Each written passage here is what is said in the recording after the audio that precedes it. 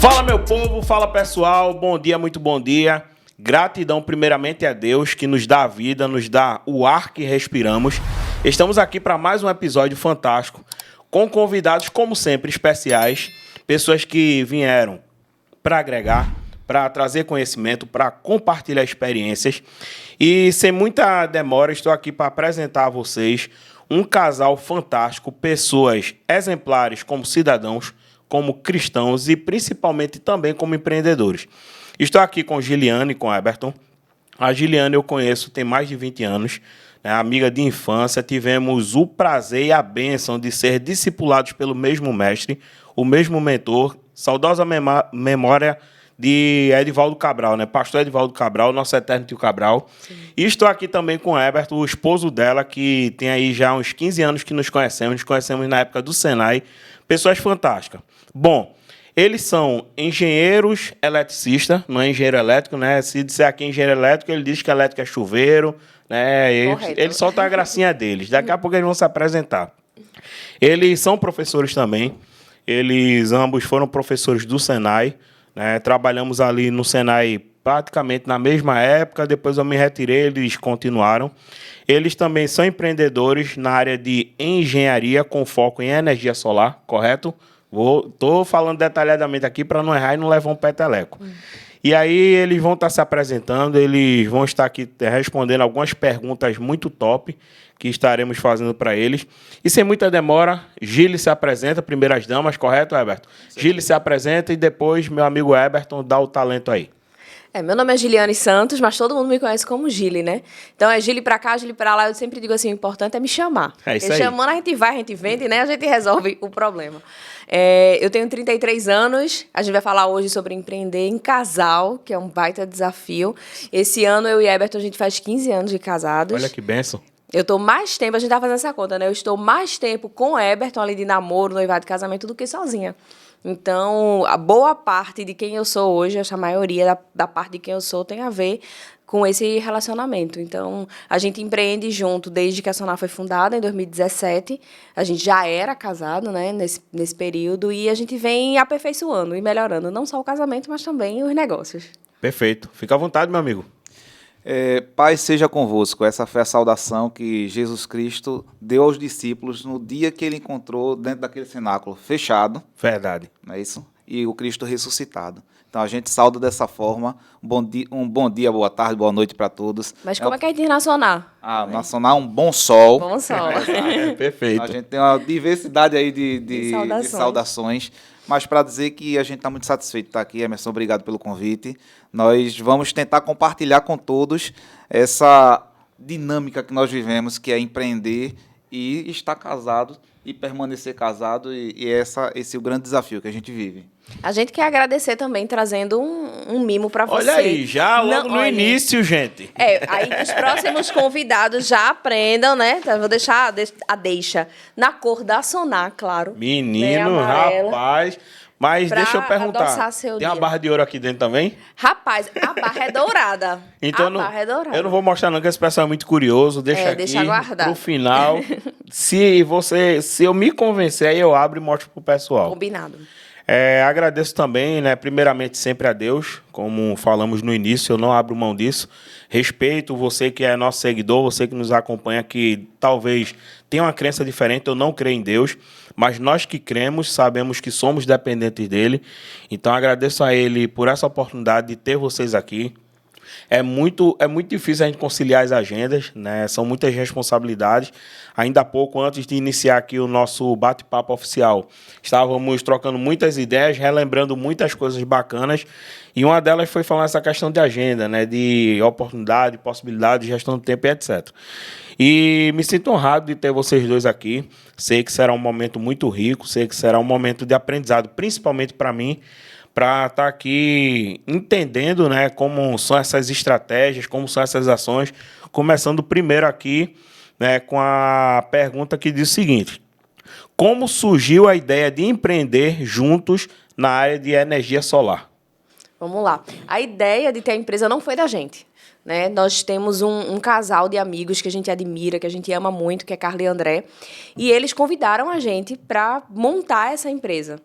Mas, assim, o desenho como ela é hoje não é como foi pensado lá atrás. André foi fazer o doutorado na Alemanha, viu os telhados cheios de placas solares. Ele voltou e disse, por que a gente não mexe com isso? Ele já era da área de meio ambiente. Disse, por que a gente não empreende nesse novo negócio? Isso vai ser maravilhoso e tal. E a gente passou 1 ano e meio estudando o mercado. Eu acho que foi uma das empresas que mais demorou para abrir, porque a gente passou 1 ano e meio estudando e tentando entender a dinâmica. Como é que a gente faria essa combinação das 4 pessoas? Que lá atrás, na verdade, nem eram 4 pessoas, era um grupo mais ou menos de 8 pessoas sentando para conversar. A gente ia montar cada um a sua empresa, cada casal, né, cada frente seria um casal. Então, eu e Heberton, a gente ficaria só na parte de projeto e de estudo de viabilidade. A gente teria Carla e André na parte de vendas e um outro casal ali na parte de instalação, um outro agrupamento na parte de instalação. E aí, com o passar do tempo, nesse 1 ano e meio, a gente conversou muito, então entendemos que era melhor ali fazer uma empresa única, né? E não, vamos dizer assim, um consórcio de empresas que trabalhariam juntas. A gente se juntou, ficou uma empresa só, mas no final, na abertura mesmo do CNPJ, estavam nós 4. Né? Eu, Carla, André e Heberton, e a gente foi seguindo. Até que mais ou menos em 2022, a gente entendeu que a forma de condução da empresa estava diferente, então entendemos que seria melhor, mais saudável para todos que a gente fizesse esse desmembramento. Eles continuaram investindo em meio ambiente e a gente ficou na parte de engenharia, na parte de energia solar, e aí ficou eu e Heberton. Mas o interessante é que, se não fosse eles, a gente talvez não estivesse aqui. Né? Muito provavelmente a gente não estaria aqui, porque eu era concursada na época, Heberton também. Então, a gente estava muito tranquilo, né? Então, eu estava ali, tinha concursado público na área de engenharia, que era a área que a gente sempre, né, se identificou. Então, para a gente estava tudo muito bem. E veio ali eles para darem um chute na gente, um empurrão e jogar a gente para frente. Então, foi assim que a Sonar nasceu. É interessante que, na minha história de vida, na história de vida de Gili, nós não fomos criados para ser empreendedores. E eu acho que é a realidade da maioria dos brasileiros. Sim, com certeza. O brasileiro ele é criado para ter uma profissão e trabalhar CLT, cumprir horário. E a gente sabe que a vida do empreendedor não necessariamente está associada a cumprir horário. Ele tem que cumprir a tarefa, ele tem que fazer o dinheiro acontecer. Isso aí. O dinheiro ser gerado. Então, modular isso na cabeça da gente foi um grande desafio. Gili ainda teve a percepção durante a infância dela de ver a mãe dela empreendendo, enquanto o pai dela era concursado. Eu tive a outra percepção, apenas do emprego formal, sem necessariamente empreender. Então, quebrar isso aqui foi um desafio, e eu acho que isso fez parte aí do nosso processo de amadurecimento, não só como empreendedores, mas também como casal, porque a gente venceu muitas dificuldades a partir desse processo. A gente teve essa sementinha lançada por André e Carla à época, mas a gente teve que ter ali o convencimento no coração, né? Abrir o coração para poder começar a agir como um empreendedor, porque é diferente. É muito diferente. Sabe o que é que me chama a atenção logo nessa abertura, quando vocês compartilham um pouco desse case, né, de sucesso, dessa construção de vocês, é que vocês passaram pelos 3 cenários.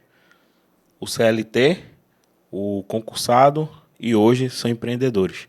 Hoje são os 3 cenários para quem quer construir uma vida profissional. Você se prepara, se gradua, estuda para exercer uma função dentro de uma empresa, né, como em outra linguagem nós chamamos de intraempreendedor, ou você estuda e se prepara para se tornar um funcionário público, ou vem a parte ali mais desafiadora, que é ser um empreendedor.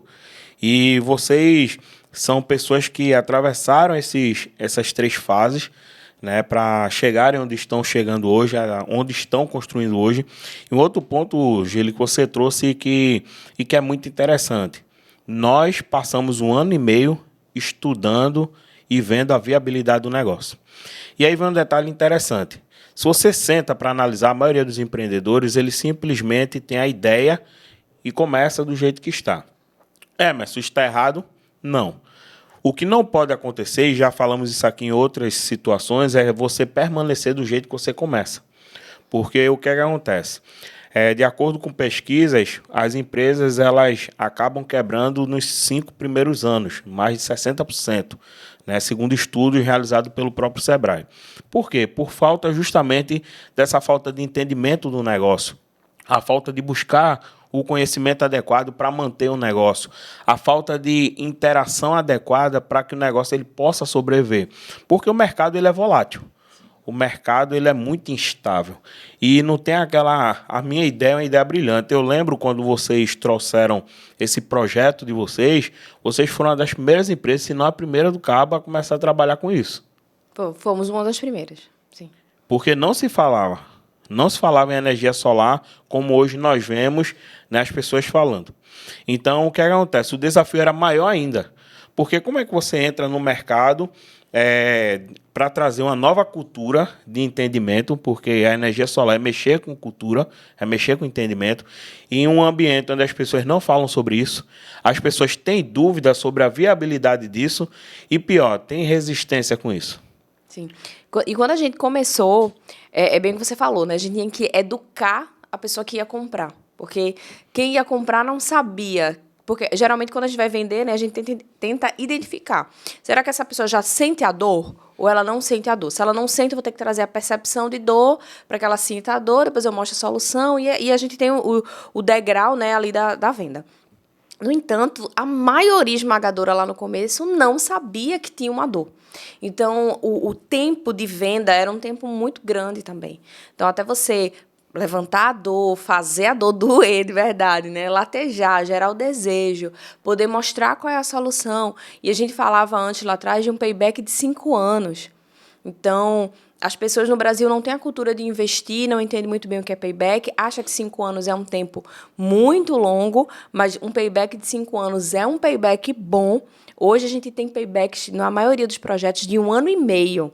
Mas lá atrás era um payback de 5 anos. Então, a gente explicar que esse negócio se paga. Sim. Se paga em 5 anos. E tentar trazer isso é custoso. Então, Sim. até rampar. Hoje, a gente já tem o privilégio das pessoas ligarem para dizer, eu quero um orçamento. Mas antes era um trabalho de formiguinha, realmente, de porta em porta.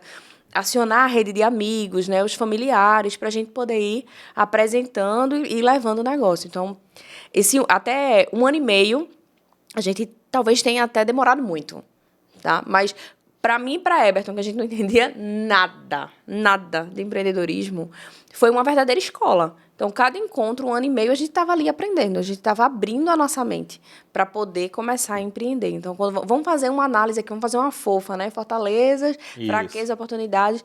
Vamos fazer essa análise. O que é isso? Tipo, o que é isso? E olha que a gente é da área de engenharia e a gente vê processos de gestão. Sim. A gente vê ferramentas de gestão. Mas uma coisa é você ver a teoria, outra coisa é você fazer na prática. Eu fiz um exercício na faculdade. Mas não é valendo, entendeu? Não é valendo o seu tempo, não é valendo o seu dinheiro. Então, quando você faz a ferramenta, aplicando no seu negócio e realmente vai usar aquilo, faz muita diferença. E aí vem a receita. Consistência. Sim. E outro detalhe, pegando o carona que você trouxe pra gente, Gili, você fala o seguinte, talvez a gente tenha demorado. Talvez sim, talvez não. 50-50. Por quê? E eu fico com os 50 não. Porque, na minha opinião, vocês foram estratégicos. Vocês montaram a estratégia. Por quê, mas na sua opinião, eles não demoraram? Eu teria feito 6 meses. Tá, parabéns para você que teria feito 6 meses.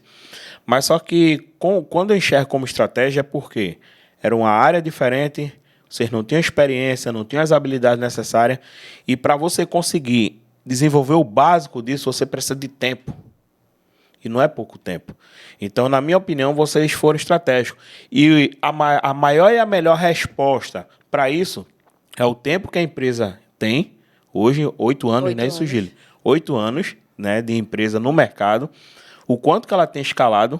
E aí, outro ponto que você falou, que eu fico prestando atenção, eu sou muito detalhista, eu vou nos detalhes. E aí, outro ponto que ela falou. Lá no início, a gente corria atrás. Hoje, nos procuram. A gente só procura aquilo que a gente quer, aquilo que a gente vê que pode atender a nossa necessidade. Então, vocês hoje trabalham na necessidade dos seus possíveis clientes. E aí vem outro ponto importante. Quando vocês iniciaram a estratégia, o preço era um preço que para as pessoas era alto. Sim. Então, vocês tinham a missão de mostrar o valor para elas.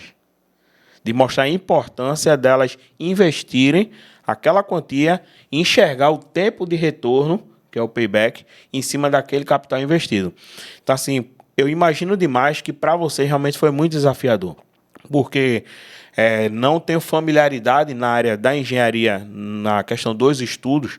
A minha formação é administração, mas como hoje eu trabalho implantando processos dentro de empresa e a maioria das pessoas que eu treino, boa parte delas são engenheiros, eu entendo mais ou menos a dor ali, o choque que foi para vocês, né? E assim, realmente não é fácil.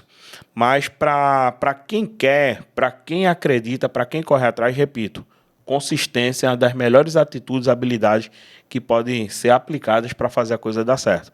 Então, fico muito feliz, né, de entender de onde veio essa origem, né, da empresa de vocês, o quanto vocês batalharam e batalham até hoje, deixando bem claro, porque tem um outro pensamento que a galera pensa, fulano já montou a empresa, já está ganhando dinheiro, já está rico. Gente, vem pro lado de cá, mas arregaça as mangas, né? Dobra a bainha da calça, porque é luta. Venha pro lado de cá, mas venha com vontade, né? É isso aí. E você falou um negócio, Heberto, que foi top, que foi chave demais quando você disse o seguinte, empreender não é tão fácil como muita gente fala, como muita gente pensa, né?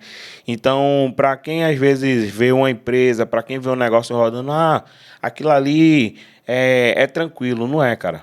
Não é, porque no caso de vocês, eu acompanho muito as postagens, vocês têm colaboradores, então o compromisso é muito maior, né? Diferente de nós na Cronos, hoje na Cronos nós não temos colaboradores, é eu, Diego, Tássio e o Túlio. Então, nós dividimos ali as demandas da empresa, as necessidades e atendemos. Vocês não. Vocês têm as demandas de vocês e precisam cuidar, orientar e ensinar outras pessoas.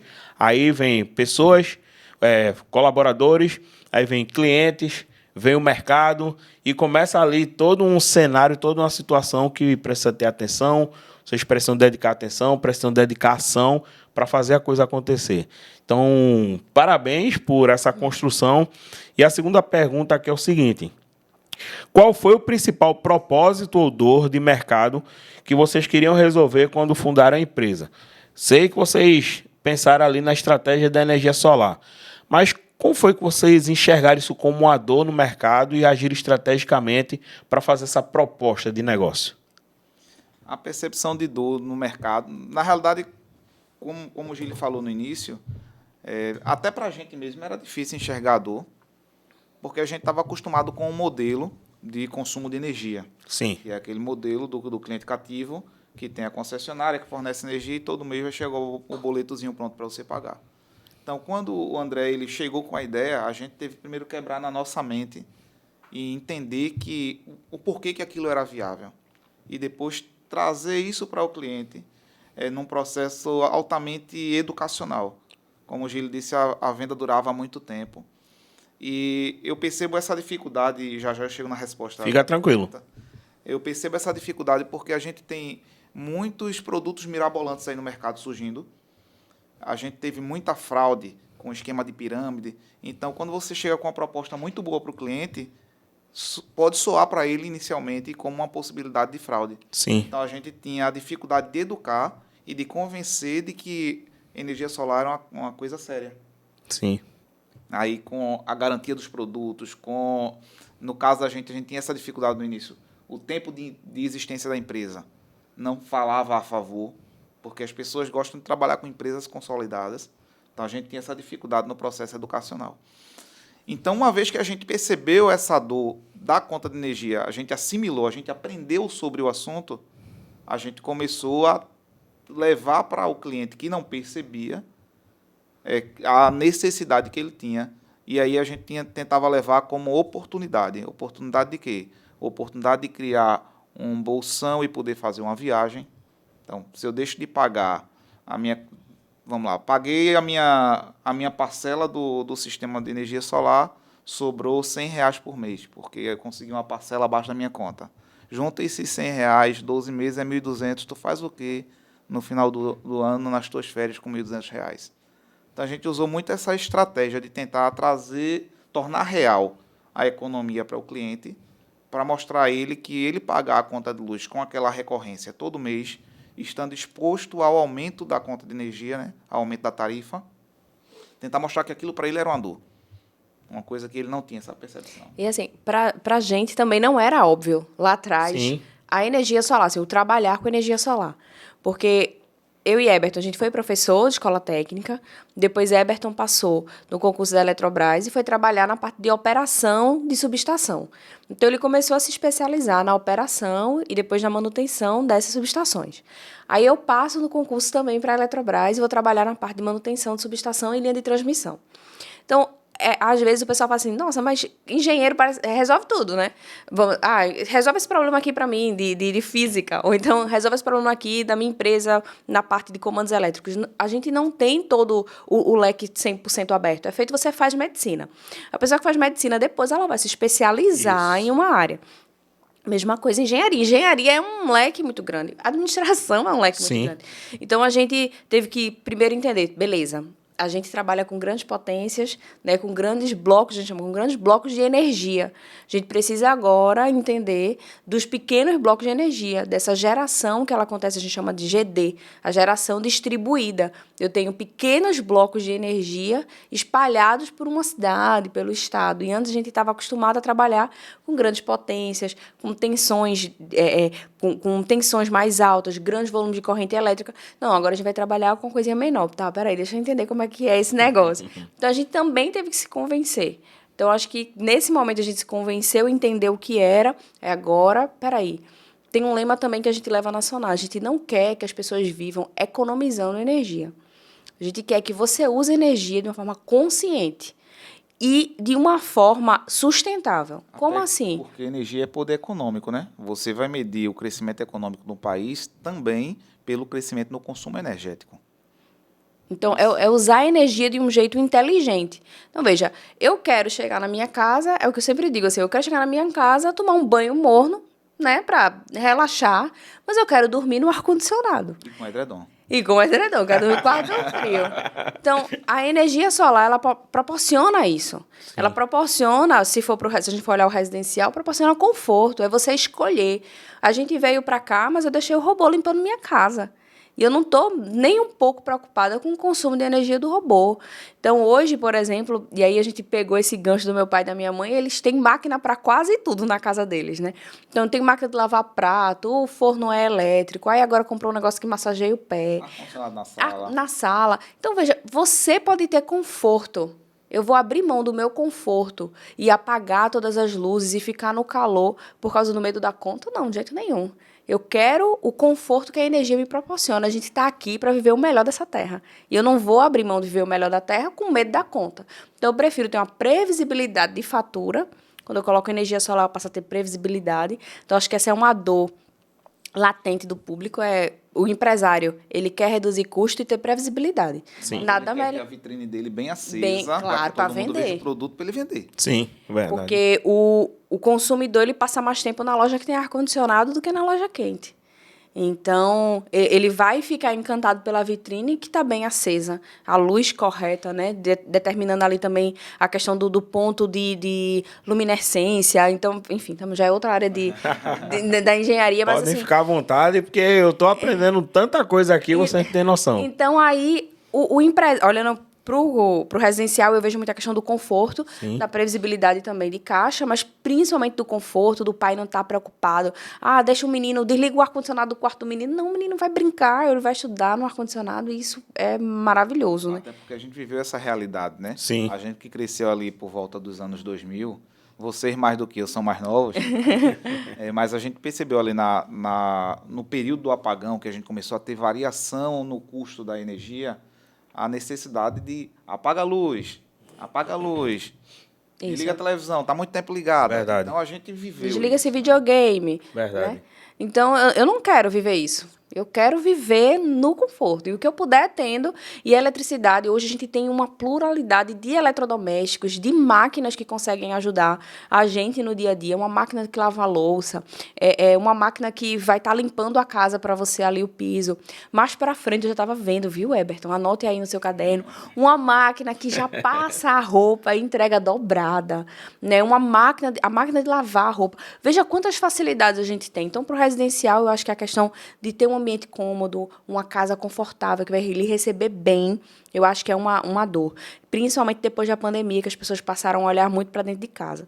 Para o empresário, a previsibilidade de custo. Você saber que a conta que vai vir na parte de energia elétrica vai estar ali por volta de R$150, qual empresário não quer isso? Sem perder venda, sem perder a qualidade do ambiente, de receber as pessoas, previsibilidade de caixa. A gente sabe que ser empreendedor, o caixa é rei, a gente aprendeu isso. Caixa é rei. Então, quanto mais eu puder diminuir os meus custos, melhor. Porque energia é custo. Então, eu preciso reduzir custo. E é interessante que energia a gente tem disponível e barata.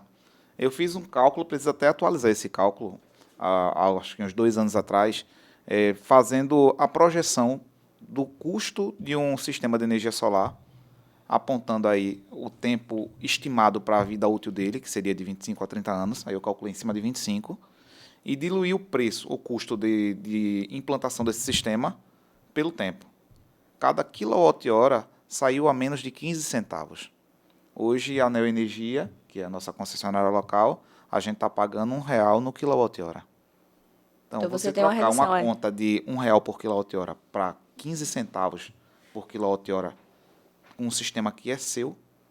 Diferença medonha. De uma fonte inesgotável que é o Sol. Porque alguns cientistas vão dizer que o Sol, um dia, ele vai diminuir, vai virar uma estrela, não, tá? Beleza. Mas para a nossa existência, o nosso tempo de existência aqui, dá para o Sol ele é uma fonte infinita. Então, a gente tem que considerar dessa forma. Então, a gente tem energia barata com uma fonte infinita. Caramba, vocês ensinaram tantas palavras difíceis aí que teve uma hora aqui que eu buguei. Depois vocês anotam aí. A gente volta. Deixa eu voltar um ponto que eu queria Fica à vontade.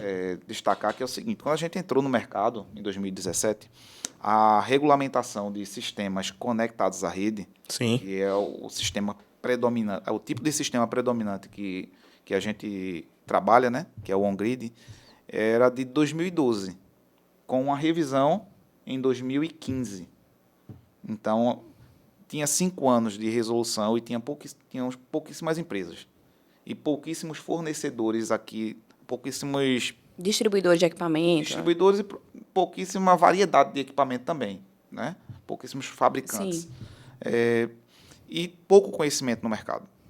Então, quando a gente entrou, que demorou 1 ano e meio, também foi um período de aprendizado técnico, porque curso técnico e faculdade não ensinava energia solar na aplicação. Ensinava energia solar como é que acontecia o fenômeno dentro da placa. O conceito, né? Só que isso, para quem vai trabalhar em campo, fazendo dimensionamento e instalando o sistema, não importa, porque ele não vai usar esse conceito. Ele vai entender quanto é que um módulo gera e qual é o tipo de acoplamento que você tem que fazer, qual é o tipo de compatibilização para poder deixar o sistema funcionando. E isso não tinha no mercado disponível. Então, isso aí foi também um processo de amadurecimento e conhecimento técnico que, no caso da gente, a gente precisou desenvolver na raça.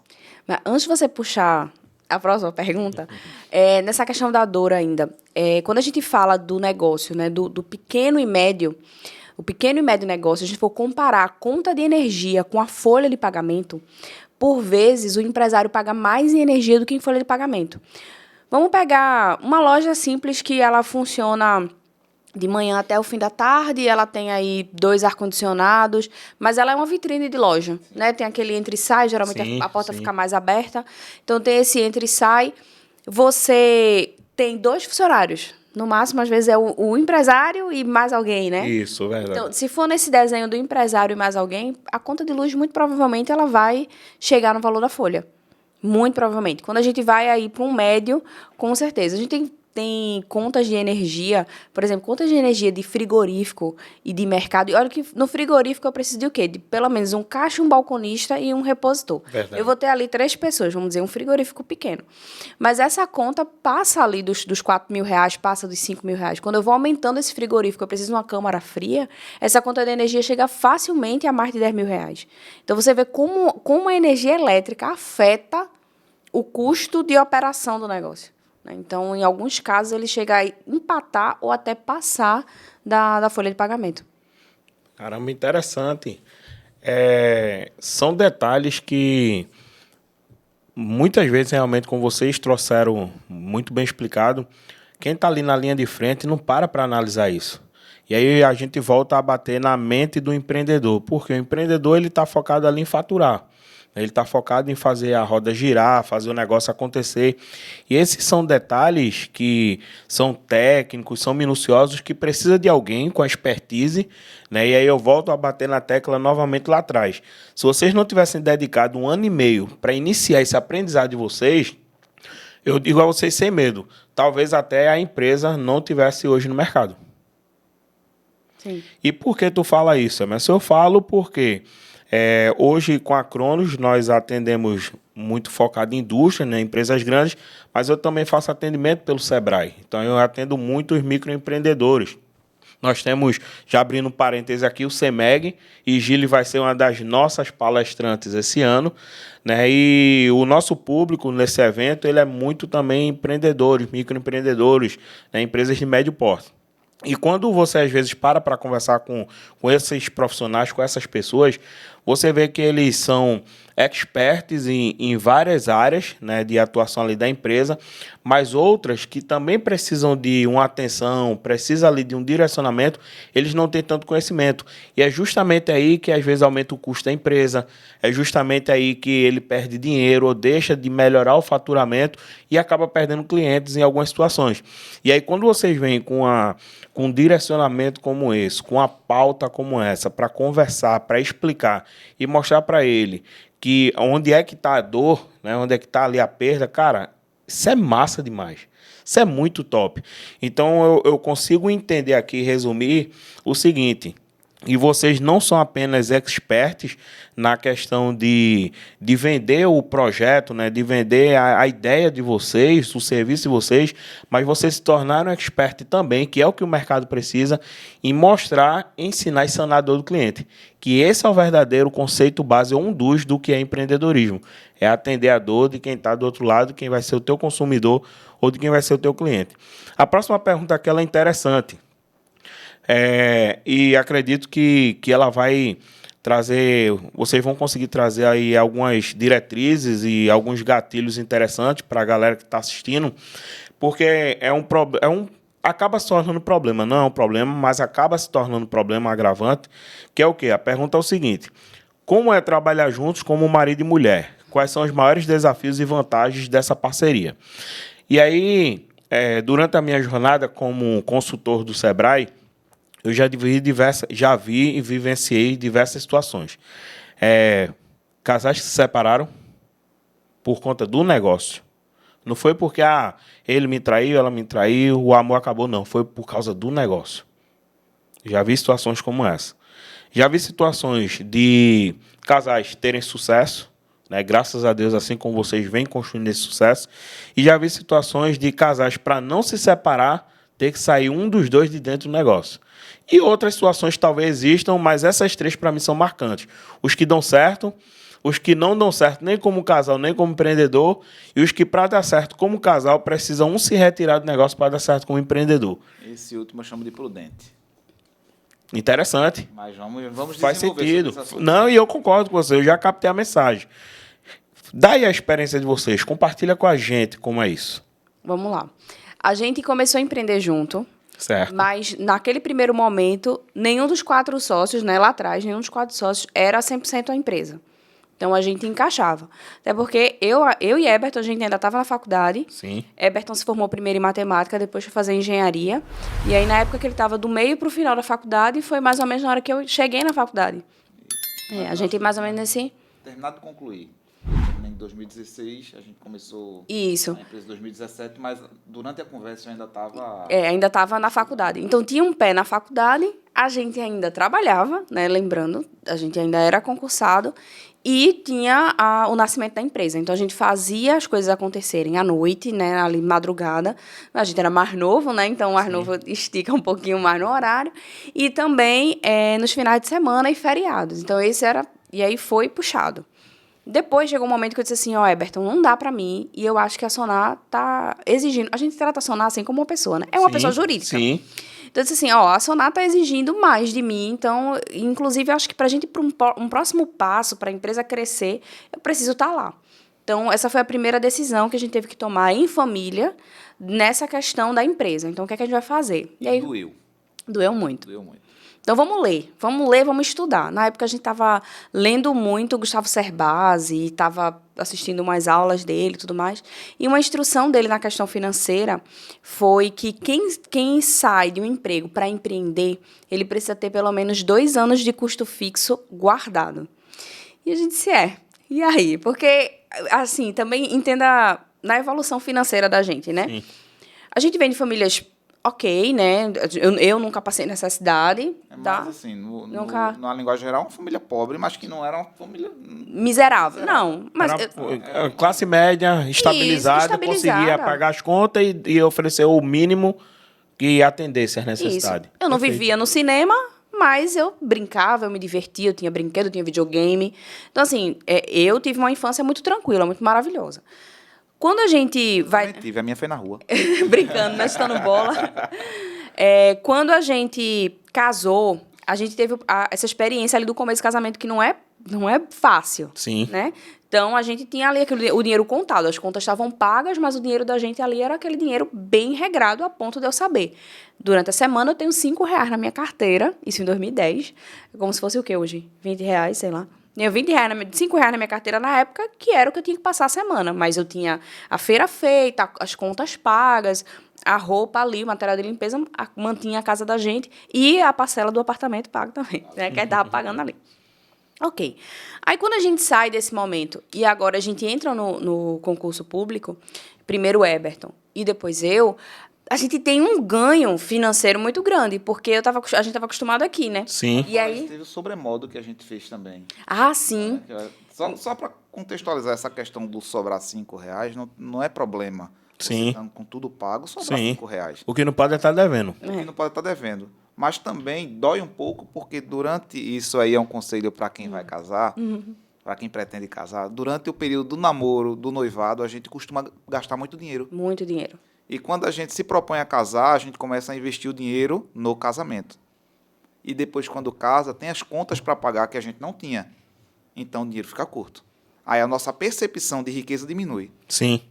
Mas não significa que a gente ficou mais pobre do que era ou menos rico do que era. Significa que a gente só mudou o modo de viver. Verdade. E tem que se ajustar. Então, para quem vai casar, fica atento. Se pretende casar, já comece a diminuir as saídas desde já, que é para não sentir depois. E aí, como a Bertão falou, a gente fez um sobremodo. Que sobremodo foi esse? A gente trabalhava, isso antes da Sonal, a gente trabalhava de segunda a sexta, né? Eu dava aula no Senai, 2 turnos, e estava na faculdade. Eberton também estava, na época, ainda no Senai, né? E também teve um período de transição quando ele foi para o concurso, mas que a gente começou a dar aulas também nos finais de semana. Então, a gente trabalhava de segunda a sexta e trabalhava o sábado manhã, tarde, e trabalhava no domingo, manhã, tarde. E, às vezes, a gente foi dar aula em Caruaru, a gente foi dar aula em Maceió. Então, a gente viajava na sexta de noite para dar aula em Maceió, voltava no domingo, no final da tarde. Mas foi esse sobremodo que ajudou a gente a quitar o carro antes do tempo, porque a gente inventou de pegar um carro sem entrada, não faça isso. Sem entrada, sem nada, a gente pegou um carro. Então, foi esse sobremodo, fez a gente pagar o carro, o apartamento que estava para a gente pagar em 30 anos, a gente pagou em 5, fazendo esse sobremodo das aulas, o FGTS, fazendo uma loucura assim, para ir se livrando desses compromissos que a gente precisou firmar para poder casar. E construir a riqueza pessoal, né? Sim. Isso. E aí, quando Eberton tá no concurso e eu também, nossa, deu uma folga financeira muito maravilhosa. Porque a gente estava mais equacionado e agora veio um valor a mais, um salário a mais. Então, eu também passei a viajar, me envolvi com a gestão da qualidade. Então, eu viajava para fazer auditoria dentro da própria empresa. Então, já vem aquele bônus da viagem. E aí, a gente foi dando aquela folgada. Mas a gente não se preocupou, nesse momento, tanto em poupar, porque a gente ficou tão restrito um tempo que a gente disse, não, vamos viver. É igual um passarinho, tá ali na gaiola, abriu, sai voando para tudo que é lado. Só que agora vem a questão. Eu quero... Esse lambuzou, né? Foi. Assim... Meu Deus. Aí, beleza. Mas também faz parte do processo de amadurecimento. De aprendizado, sim. A gente não pode entender isso como algo extremamente negativo, não. É uma fase da vida. Perfeito, perfeito. A gente aprendeu. Eu acho que foi tanta escassez antes, a gente se segurou tanto, e que quando veio, a gente... Sabe o que é que eu costumo compartilhar em mentorias, em sala de aula, muito dentro desse exemplo que vocês falaram? É o seguinte, hoje nós somos reflexo da experiência que nós construímos com os nossos fracassos, com os nossos erros, com as lições aprendidas. O que se torna ruim é você permanecer sempre na fase do erro. Então, isso que aconteceu com vocês, eu tenho uma situação parecida, né? Eu compartilho muito com as pessoas, vocês vão ficar sabendo agora, quando eu e Paula nós casamos, cara, a gente também não tinha tanto dinheiro assim, não. Tanto é que nem festa fizemos nada. Fomos lá no cartório, casou, pronto. E agora, pagar as contas, pagar os móveis. E nem direito, na época, a fazer a famosa viagem de lua de mel nós tivemos. E aí foi quando as coisas começaram a girar ao nosso favor. Principalmente eu comecei com algumas outras ações. E aí, 1 ano e 3 meses depois, eu fiz a surpresa para ela. Hotel 5 estrelas, na beira de Maceió. 1 semana só tomando água de coco e tomando banho de piscina. Arrasou. Então, assim, é uma situação realmente que não é tão fácil. E é muito massa, cara. Eu tô amando demais essa experiência que vocês estão trazendo, porque são pessoas experimentadas, né? São pessoas que estão trazendo lições, e aí cabe a você que está nos assistindo, você que nos acompanha, principalmente você que é mais jovem, como o Eberton trouxe aí, essas lições, cara. E essas são lições que muitas vezes nós não temos em casa. E vocês estão tendo pessoas aqui qualificadas, né, com uma bagagem bacana, e estão trazendo isso para vocês. Podem continuar. Assim, eu fui lá atrás para mostrar que a parceria vai além do CNPJ. Sim. Né? Então, a gente foi tomando algumas decisões na nossa vida. Até na hora, assim... Foi Eberton que disse, faz o concurso. Eu disse, que invenção. Ele disse, faz. Eu disse, mas a inscrição já é agora, eu nem me preparei para a prova. Ele disse, tu não dá aula. O assunto não é técnico. Então, tu já está estudando há muito tempo. Vai passar sobrando, foi o que eu disse. E aí, então, a gente tem muito isso de conversar e de alinhar, né, como casal. Beleza, a gente chegou nesse momento, precisamos ter 2 anos de custo fixo guardado e a gente não tinha, porque a gente não se preparou para aquilo. Mas existe uma outra coisa, né? A gente tem um Deus. Sim. Então, vamos lá. Ó, Deus, a gente pensou isso, a gente tá aqui desenhando, né? A Bíblia diz que o homem pode fazer planos, é do homem fazer os planos, mas o realizar é de Deus. De Deus. Isso aí. Então a gente foi se planejando, a gente nunca deixou de planejar. E a gente foi organizando, mas chegou um momento assim que eu já não estava mais feliz onde eu estava, porque eu queria estar na empresa da gente. Então isso foi me incomodando mais. E chegou um momento em que a empresa abriu um plano de, como é que chama? De desligamento voluntário. E a empresa disse, ó, eu tô querendo reformular, quem se candidatar, o acordo é tal, e vai ter vantagem financeira. Então, a gente sentou e disse, rapaz, eu acho que a hora é agora. A gente foi para a ponta do lápis e vamos arriscar, vamos lá. Então, eu fui a primeira a sair e ficar 100% nacional. Depois, foi só ano passado que Eberton saiu. Então, agora em abril, mais ou menos, né? Abril, maio. Abriu o processo, 24... Em 2024, no mês de abril, encerrei meu ciclo na Eletrobras. Isso. Então, como é empreender? Entender os momentos. No primeiro momento, os dois estavam fazendo absolutamente tudo. Então, para que eu cobre Eberton e ele me cobre, a gente tem que se entender no tempo. Depois, Eberton, eu saí. E aí, nessa minha saída, agora existe uma cobrança maior sobre mim, porque eu estou 100% no negócio, e existe uma cobrança menor sobre Eberton, porque Eberton ainda está dividido. E agora, quando o Eberton sai, existe uma cobrança meio que mais ou menos igual, porque eu estou mais tempo na Sonar, então eu tenho um ritmo, e Eberton estava aí aprendendo, né, nesse 1 ano a engrenar, até o ritmo da empresa. Então, empreender em casal não é fácil, não é simples, e eu acho que a gente também tem a gente até estava conversando assim no carro, né? Muitas pessoas dizem que sociedade é casamento. Ah, sociedade é um casamento. E a gente refletindo sobre isso, a gente entendeu o seguinte, dizer que a sociedade é um casamento é diminuir o casamento. Sim. Então, a sociedade não é um casamento. O casamento é outra coisa. E para a gente que é cristão, o casamento revela algo além. né? A celebração de um casamento, no momento ali da festa, a gente vê muito isso, mas a celebração do casamento também lembra a gente, eu digo lembra, apesar da gente não ter vivido, mas porque dentro do ser humano existe uma saudade de algo que ainda não aconteceu, né? Deus deixou essa saudade da eternidade dentro da gente. A celebração do casamento revela a celebração que haverá nas bodas do Cordeiro, né? Revela isso. Então, o casamento, ele é algo muito além de uma sociedade. O casamento, ele antecipa aquilo que a gente vai viver na eternidade, que é a unidade. Então, viver um casamento saudável é viver em unidade. Essa é a nossa crença acerca do casamento. Sim. Então, o nosso casamento, ele está na frente do CNPJ.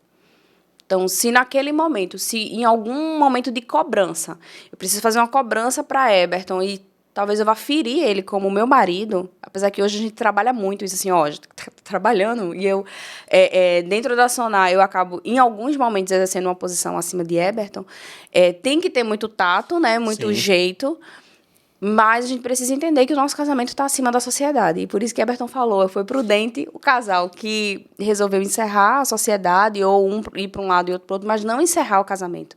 Porque a prioridade da gente é o nosso casamento. E tem uma coisa que quando a gente já deu aula para noivos lá na igreja, o pessoal que está se preparando para casar, e a gente sempre diz assim, quem vai ver o seu pior lado não vai ser o seu colega de trabalho. Quem conhece o meu pior lado é Eberton. Nem minha mãe nem meu pai conhecem meu pior lado. Então, Eberton conhece meu pior lado. E eu conheço o pior lado dele. Então, se eu for tratar com você um problema, Emerson, eu vou fazer como? Eu vou florear, Isso. né? Eu vou procurar as melhores palavras. Não magoar. Tentar não magoar você. Mas quando eu estou falando com Eberton, esse filtro não existe. Então, e esse é um cuidado. Por que que com o de fora eu vou ser mais cuidadosa e com o meu marido eu não vou ser cuidadosa? Então, isso, por exemplo, é uma coisa que sempre vem, eu que sou mais sanguínea, né? Então, é uma coisa que eu sempre tento me policiar. Quais são as palavras que eu estou usando para falar com o Eberton? Porque se eu falo bonitinho e fofinho com outras pessoas, por que que eu vou ser ríspida e grossa com ele? E é uma coisa que eu ainda erro muito, né? E ele sabe. E faz parte, né? E a gente vai se desenvolvendo ao longo do tempo. Sim. Eu vejo que o casamento, ele, diferente da sociedade, vou começar pela sociedade, né? A sociedade é um acordo de propósito específico. E ele está muito guiado pela competência. Se você entrega o que eu preciso, eu entrego o que você precisa, a gente está junto e é sócio. Isso aí. A partir do momento que algum dos dois se desalinhar, você vai repactuar essa sociedade ou finalizar. Sim, ponto. Correto.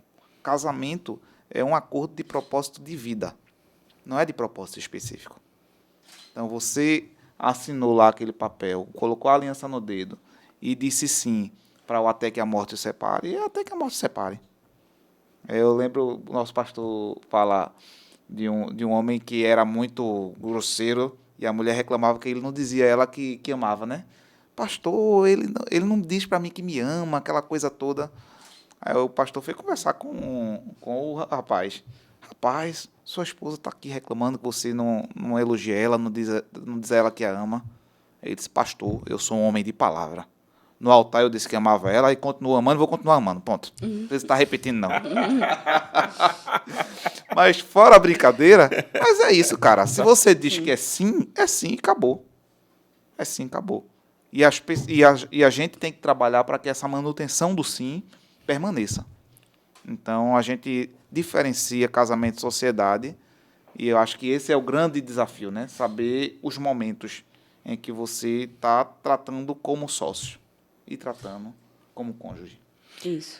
Eu vou ser bem sincero aqui na minha visão, né, sobre essa questão. Cara, isso exige muita maturidade. Muita maturidade. Eu achei bacana quando você estava colocando, Gili, a visão do... Eu fico me policiando para ver como é que eu estou tratando, né, meu cliente, meu colaborador, e como é que eu estou tratando o Eberton. Isso é maturidade. Isso é autoconhecimento. Isso é autoanálise. Então, o que é que a gente enxerga em relação a isso? Primeiro, eu tenho que trabalhar em mim para depois querer trabalhar nos outros. E hoje, no mundo que nós vivemos, é o contrário. Primeiro eu quero mudar você para depois pensar em me moldar. Se eu quero ainda, né? Ainda tem um se. É verdade. Então, hoje estamos num mundo onde as pessoas exigem, cobram, mas não querem se doar, não querem entregar. Já falei isso aqui em algumas vezes. Estamos em um cenário onde as pessoas querem seus direitos, mas não cumprem com seus deveres. E dentro dessa questão que a gente está tratando é muito disso, né? E a quarta pergunta está muito envolvida nessa questão. Até onde vocês colocam limites nessa questão da vida pessoal e da vida profissional no dia a dia de vocês? Deixa eu começar. Tá. Pode ficar à vontade. Quando a gente é CLT ou um concursado, a gente tem horário para começar e para terminar de trabalhar. Perfeito. Quando a gente é empreendedor, primeiro que para ser empreendedor tem que gostar de trabalhar. As pessoas pensam que ser empreendedor é gostar de ganhar dinheiro. Isso. Não é isso, é gostar de trabalhar. É gostar de ter um propósito, de ter o objetivo e cumprir esse objetivo. E ser empreendedor não tem horário. Então, eu acho que começa por aí. Com esse desafio de entender qual o horário que eu preciso trabalhar para a minha empresa e qual o horário que eu preciso dedicar para a minha família. Porque eu não tenho nada, eu não tenho uma agenda fixa de trabalho. Então, eu acho que começa por aí. Como é que a gente tenta organizar, né? Lá em casa, eu que sou a pessoa da organização lá de casa. Então, a gente procura ter uma rotina matinal residencial, vamos dizer assim, onde a gente olhe para a gente tem 2 cachorras, então tem a dinâmica com as cachorras pela manhã, a gente tenta se exercitar, geralmente de manhã. Então, uma coisa que a gente aprendeu a fazer foi tomar café da manhã junto, como família. Ótimo. É uma coisa que a gente faz. Ótimo. Nem sempre a gente almoça de forma familiar, mas o café da manhã a gente consegue de forma familiar. Tem conseguido muito a janta também. Eberton ainda inventou de estar no mestrado, então ele está estudando novamente. Eu acho que é uma coisa que eu vou ter que me habituar mesmo, né? Ele já, como eu falei, ele fez matemática, ele fez engenharia, já fez uma pós, um MBA, agora está no mestrado. Eu acho que ele vai para o doutorado, ele fica meio assim, mas eu acho que vai acabar indo. Como é que eu tento organizar? Quando eu estou nacional, eu tento estar nacional. Então, eu evito de olhar, a gente é envolvido em algumas coisas da igreja, eu evito olhar coisas da igreja, até WhatsApp, eu evito ao máximo tratar a minha questão pessoal. Eu acho que até eu tenho uma neura, né? Eu acho que faz parte do meu perfil comunicativo. O comunicador, ele se preocupa muito com o que os outros pensam sobre ele. Então, como eu sou uma comunicadora, executora no meu perfil comportamental, eu sempre tenho essa perspectiva. O que é que as pessoas estão pensando sobre mim? Como é que o meu funcionário me vê? Ele acha que eu trabalho pouco? Eu tenho essa neura, né? Eu acho que a maioria dos empresários. Então, eu digo, Alberto, a gente tem que chegar no horário de 7h30. Alberto, calma. A gente tem que estudar antes de ir, porque senão como é que a gente vai melhorar a empresa se a gente não estudar antes? Eu disse, mas o pessoal chega de 7h30, então eu tenho que chegar de 7h30, eu tenho que ser a última a sair. O trabalho que você faz em casa, o seu funcionário não vê. Isso aí. E eu tenho essa questão de querer me justificar, né, nas minhas ações. Então, é uma coisa que eu também estou aprendendo. E essa questão da maturidade é muito aconselhamento pastoral, tratamento psicólogo, né? Sim, e leitura para autoconhecimento. Então, a gente sempre busca isso, né? Você já fez também o curso de coach, né? Sim. A formação de coach, que acho que também para tentar entender mais de gente, né? E até de me entender. Sim. Acho que ajudou bastante. Mas você mudou. Na rotina da gente, a gente tenta fazer isso. Se a gente está nacional, focar ao máximo nacional, mas acaba que, às vezes, vem algumas coisas pessoais. Por quê? Porque nos outros momentos em que eu deveria estar no pessoal, eu também estou pensando nacional. E vem a questão da igreja, a questão familiar. A gente ainda vai para um próximo estágio, se Deus quiser, dos filhos, né? Então vai ter uma outra dinâmica. É uma outra vida. Mas nessa, eu acho que a gente conseguiu dar uma equilibrada. O grande desafio hoje é que, nos últimos anos, a Sonala vem exigindo mais em questão de crescimento. Então, são muitos desafios. E eu não estou preparada. Eu até disse para ano passado, eu disse, Alberto, eu preciso de um acompanhamento com psicóloga. Eu encontrei uma psicóloga maravilhosa que foi indicada, uma psicóloga cristã, Fátima. E eu disse, Fátima, é como se a empresa olhasse para mim e dissesse, você não está pronta para ser quem eu preciso que você seja. E eu vou fazer o quê se a empresa é minha? Então, nesse sentido, a organização de saber o momento de fazer as coisas, eu preciso parar para estudar, porque senão a empresa vai definhar. Porque hoje, no mundo que a gente está, se você está parado, você está diminuindo. Então, eu não posso parar, porque senão a gente vai diminuir. Sim. E se a gente diminuir, como você falou, a gente tem funcionários. Então, eu olho para o pessoal ali e eu não enxergo aquela pessoa que está vindo trabalhar. Eu olho e eu enxergo uma família. Então, quando eu digo assim... eu digo... É isso mesmo. Meu Deus, a gente não tem que alimentar só a nossa casa. Então, essa é uma responsabilidade que pesa muito, né? E como hoje eu que fico mais de olho ali na parte administrativa também, às vezes eu me deito assim, Deus me dá o sono, porque eu gosto de dormir, né? E porque o sono é reparador, mas Deus me dá o sono, porque tem coisas que não adianta eu fazer. Sim. A palavra diz que Deus dá aos seus amados enquanto dormem. Eu preciso descansar e confiar no Senhor. Não vai ser trabalhando 48 horas seguidas que eu vou resolver os problemas da minha empresa. Sim, né? A gente fala muito sobre isso. Existe o fator espiritual, existe a atuação de Deus. E até a gente vai falar mais no seminário, eu espero, sobre essa questão. E a gente fez uma oração e disse, Deus, o Senhor precisa ser nosso sócio, porque se o Senhor não for nosso sócio, a gente não vai conseguir dar conta, porque a gente não sabe fazer esse negócio. Então, o Senhor precisa ensinar a gente enquanto a gente está fazendo, para que a Sonar cumpra o propósito que o Senhor determinou para ela. Porque nada na nossa vida acontece por acaso. Sim. Deus tem um plano. E foi plano de Deus que essa empresa existisse, que hoje a gente estivesse nela. Então, o que é que Deus quer realizar através de nós? Então, é muita coisa na cabeça de um ser humano, e eu esqueci até a pergunta. Sobre isso que tu falou, eu vou emendar em cima do que tu falou, que eu também esqueci a pergunta. Mas vocês responderam. Que era justamente essa questão de como você estabelece essas regras para equilibrar o profissional e o pessoal.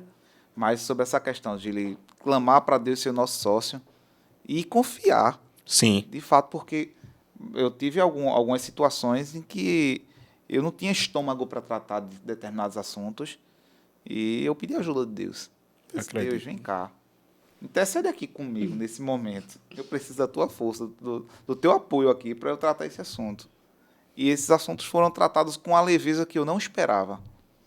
Coisas que eu esperava uma reação um pouco mais exaltada. E foi tratado com leveza. Porque ele se colocou no meio do negócio e é isso que eu creio. Isso. Vocês trouxeram algumas questões aí muito top, muito importante. Você citou uma que eu quero fazer uma pequena abordagem e ela trouxe outra. Dentre muitas, na verdade, que vocês falaram. A gente fala muito, né? Cara, tá no sangue, né?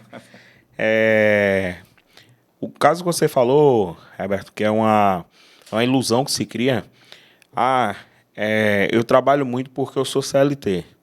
Eu acho que é uma visão ignorante, não ignorante do tratar, mas ignorante pela ausência de conhecimento do entender. Nós que estamos do lado de cá, na vida do empreendedor, esse é como o Diego, né, o meu sócio, ele fala, é a parte que ninguém vê. E ele, às vezes, posta, eu já até comentei isso aqui no podcast, das 8 às 18, eu trabalho para pagar as minhas contas. Das 18 até as meia-noite, é para crescer, é para buscar meus sonhos. Então, várias vezes, e aí entra muito dentro do que o Gil falou, várias vezes eu tenho certeza que isso acontece não só com vocês, mas com muitos empreendedores que já estiveram aqui, que nos acompanham. Às vezes, tarde da noite, você está ali pensando em projeto, pensando em ideia, como vai fazer. Eu, particularmente, eu até comentei isso ontem, sala de aula, eu tenho uma mente muito acelerada. E o universo que eu vivo, eu sou um cara que eu tô aqui conversando com vocês e toda hora vai batendo uma ideia na cabeça. Toda hora.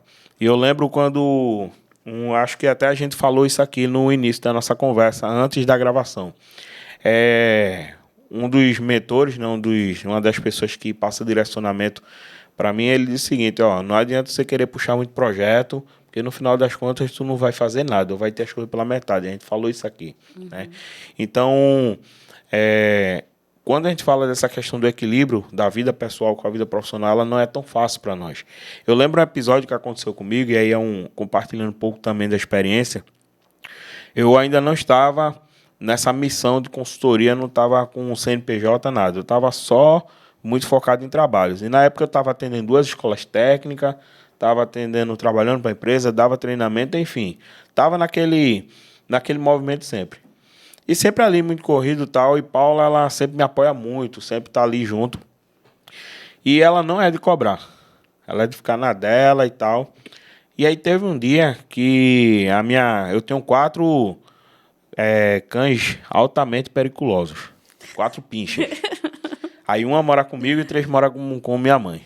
E aí a que mora comigo teve um dia que ela me arranhando. Aí eu, peraí, Chia. O nome dela é Chia. Peraí, Chia. E ela me arranhando. Aí ela insistiu. Eu entendi o que era. Ela tava pedindo atenção. Aí na hora eu parei, fiquei olhando assim pra ela. Aí estiquei a mão e peguei na orelha dela. Ela adora o carinho na orelha. Aí peguei na orelha dela, ela chega, ficou com o olhinho brilhando. Aí eu parei pra pensar. Qual foi a última vez que eu dei carinho a essa cachorra? Aí na hora eu fiz outra pergunta pra mim. Qual foi a última vez que eu parei pra dar atenção à mulher? Pra conversar? Porque dar atenção, gente, não é só você almoçar junto. Não é só você estar ali e dormir junto. Não, gente. É o tempo de qualidade também parar pra conversar. Nem que seja uma besteira. Parar para assistir um filme, os dois juntos, né? Parar para ir numa praça, numa praia, ali, aquele momento que você se desliga de todas as outras demandas, todas as outras atividades para focar naquela pessoa. E eu vi que eu estava em falta nisso. Então, não é uma rotina tão fácil, não é uma situação tão simples, mas é necessária, é importante. E isso faz parte do viver, porque nós somos humanos, somos pessoas. E como pessoas nós precisamos aproveitar bem o nosso tempo. E aí eu volto lá para a questão que você falou. Nós temos um tempo de vida útil, que pode ser 100 anos, como pode ser só até daqui a pouco. Só quem sabe, quem determina isso é Deus. E aí tem uma pergunta que hoje eu joguei lá no meu story. Eu faço isso muito na minha sala de aula. Meus alunos dizem que eles saem com a cabeça maior do que a minha. Mais redonda do que a minha. E aí eu quero trazer essa pergunta aqui para vocês. Hoje, com a jornada que você está seguindo e que você está construindo, quando você olhar para o passado, você vai sentir desprezo e vergonha ou orgulho? Porque as pessoas falam muito, tem que viver como se não houvesse um amanhã. E quando o amanhã chegar? O que é que tu construiu hoje? Exatamente. Né? Então, assim, nós vivemos uma vida muito frenética. Vivemos em um momento assim muito louco, as coisas correm, as coisas acontecem. E justamente por essa correria do dia a dia, se você não parar, eu achei esse casezinho que você trouxe, eu também tenho as coisinhas que eu não abro mão. Então, por exemplo, meu sábado de manhã eu estou aqui. De manhã já fui treinar. Vou almoçar daqui a pouco com alguns amigos, trabalho. Hoje à noite é da igreja, tem o culto. Mas amanhã, cara, meu almoço é com ela. Quer almoçar onde? Quer fazer o quê? Acabou-se.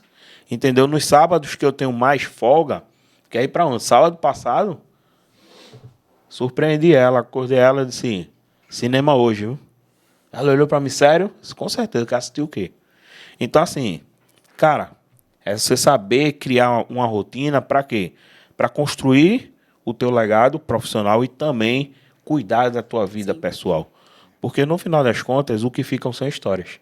Exato. A gente ouve muito falar de equilíbrio, né? Sim. Equilíbrio. Mas eu aprendi que equilíbrio não leva a gente para canto nenhum. Porque você parado, você está equilibrado. Para andar, tem que desequilibrar. A criança, ela só anda porque ela desequilibra. Isso. Né? Agora, o que a gente precisa ter é harmonia. E a gente precisa ter racionalidade para desenvolver harmonia. Uma música ela não se faz aleatoriamente. É isso aí. A música se faz com racionalidade, você tem que ser intencional. Então, para você conseguir harmonizar todos os itens da sua vida, você tem que ser intencional. Então, você tem que programar ir na casa da sua mãe. Você tem que programar ir na casa do seu avô. Isso. Eu lembro que o meu avô viveu até os 95 anos. Eu não tinha uma frequência diária de estar lá. Mas eu guardo no meu coração um sentimento de felicidade, porque quando eu pude, eu estive. É isso aí. Entende? Então, eu acho que é isso que a gente tem que conseguir fazer. Harmonizar todos os itens da nossa vida, porque nós somos múltiplos, né? Nós não somos só um empresário, nós não somos só o marido, nós não somos só o pai, nós não somos só a mãe.